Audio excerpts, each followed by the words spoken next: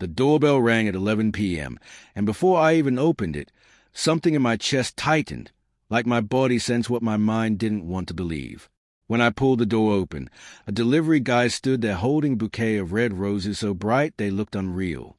He checked his phone, then asked quietly, these are for your wife." I stared at the flowers.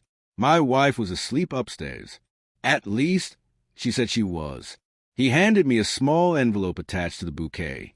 "The sender paid extra to make sure they got here tonight," he added before jogging back to his bike. My fingers shook as I opened the card. Just 6 words. "Thank you for tonight. Same time tomorrow." My throat closed. The house felt suddenly unfamiliar, like I had walked into a stranger's life. I didn't storm upstairs. I didn't shout.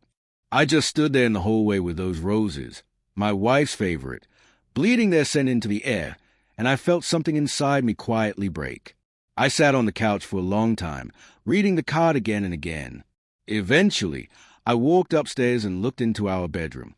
She looked peaceful, turned slightly toward my empty side of the bed, her breathing soft and steady. Somehow, that made my stomach twist even harder.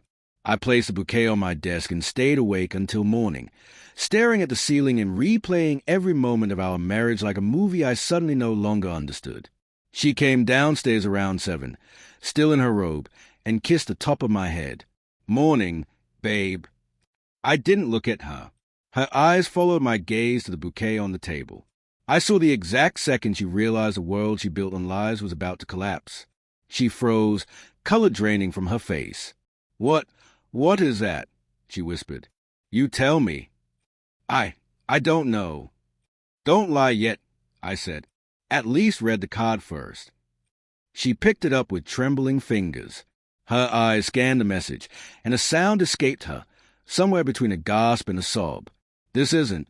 I can explain." "I know you can," I said. "The question is, will I believe it?"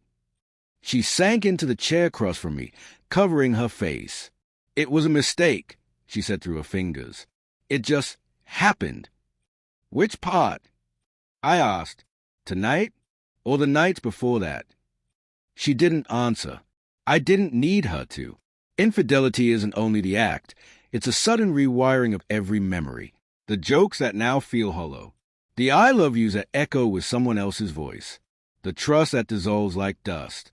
"I ended it," she whispered. "Last week. I swear. He must have sent the flowers because he misses it." "Call him," I said. "Now." On speaker. Her eyes widened with panic, but she knew I wouldn't let it go. After a long moment, she dialed. I listened as the phone rang. "You're calling early," a man answered, his tone casual, amused. "Miss me already?" My wife's face shattered. "Last night wasn't enough," he added. I stood up slowly, walked to the door, put on my shoes.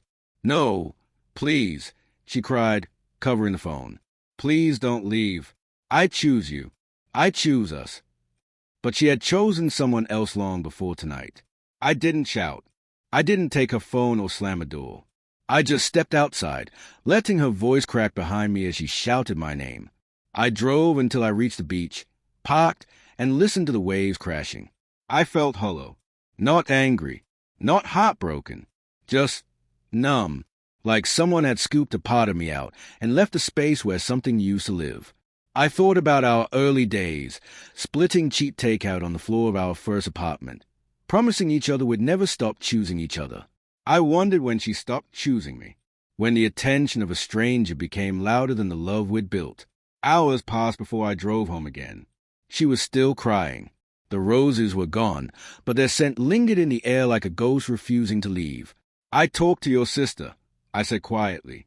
"I'll stay with her for a while." She shook her head, desperate. "No, please, don't leave. I'll cut all contact. I'll get therapy. I'll do anything. Please don't walk away." I looked at her, this woman I once trusted with my entire life. "I'm not walking away," I whispered. "You did." She reached for my arm, gripping it like a lifeline. "Please, I can't lose you." I gently pulled free. "You already did." I picked up my bag and walked toward the door. She stood there crying, trembling, breaking in real time. For a moment, guilt tugged at me. Then I remembered the card. Thank you for tonight. Same time tomorrow? The pity faded. I stepped outside, closed the door behind me, and walked to my car without looking back. Some endings don't come with screams or smashing plates. Some come quietly. Some arrive at 11 p.m., holding flowers.